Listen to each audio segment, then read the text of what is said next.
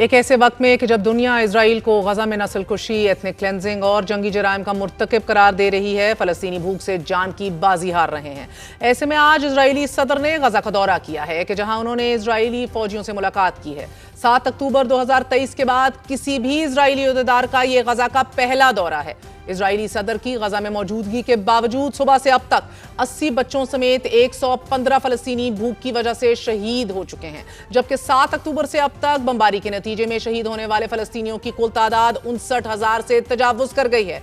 गजा के 80% से ज्यादा इलाके पर इजरायली फौजों ने कब्जा कर लिया है, यानी कि एथनिक क्लेंजिंग अपने अरूज पर पहुंच चुकी है। दूसरा, बमबारी के बाद अब भूख गजा के वासियों के सामने एक नया खतरा बनकर सामने आ खड़ी हुई है। साथ ही नाजरीन, गजा में माहौलियाती बहरान भी शुरू हो गया है। अमरीकी खबरसाल इदारे ब्लूमबर्ग ने अपनी रिपोर्ट में लिखा है कि गजा में इमदाद की बंदिश से जहां संगीन गजाई किल्लत है, वहीं अब मुसलसल गोलाबारी और बारूद की वजह से माहौलियाती बहरान जन्म ले रहा है और इलाके में मौजूद आलूदा पानी, जहरीली मिट्टी और बीमारियां फैलाने वाला कचरा जमा हो चुका है। रिपोर्ट में बताया जा रहा है कि गजा में पानी की फराहमी का वाहिद जरिया आलूदगी के खतरे से दो चार है, यानी कि 55 मिलियन टन मलबा, जहरीली धूल और धाती आलूदगी मट्टी और पानी में शामिल हो रही है। और ये जहरीली बाकियात नस्लों तक असरअंदाज होंगी, क्योंकि गजा की 95% ज़राई जमीन नाकाबिले इस्तेमाल हो चुकी है, जिसके सबब खुराक की कीमतें आसमान को छू रही हैं। नाजरीन, आज ही United Nations relief and works agency for Palestine और ऑक्सफैम के नुमाइंदों ने अल जजीरा से गुफ्तगू करते हुए बताया है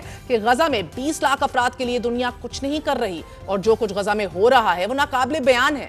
अगर कुछ नहीं किया जाता तो हालात मजीद खराबतर होते जाएंगे। गजा में इंसानियत और फलस्तीनी बच्चे आखिरी सांसें ले रहे हैं। Wall street journal, New York times, Reuters, guardian, Washington post, you name it, ये सब जरीदे लिख रहे हैं कि गजा में इजराइल ने मैन मेड मैस स्टार्वेशन की ऐसी कैंपेन शुरू की है कि जिसने हजारों फलस्तीनियों, खसूसन बच्चों की जिंदगियों को खतरे में डाल दिया है। आज वॉशिंगटन पोस्ट ने अपनी रिपोर्ट में ऐसे बच्चों की स्टोरी शाया की है कि जो बिलक बिलक कर अपनी जान दे रहे हैं। वॉशिंगटन पोस्ट से गुफ्तगू करते हुए इंटरनेशनल रेस्क्यू कमेटी एहलकारों का यह कहना है कि गजा के बच्चों के छोटे छोटे जिस्म शट डाउन हो रहे हैं, वो सांस नहीं ले सक रहे, उनकी कुव्वते मदाफत खत्म हो रही है। जबकि बच्चों के अक़वाम मुत्तहिदा की नुमाइंदा टेस इंग्राम का कहना है कि गजा के बच्चों के पास दो ही रास्ते हैं, या खुराक के लिए भागना या फिर बमबारी से भागना।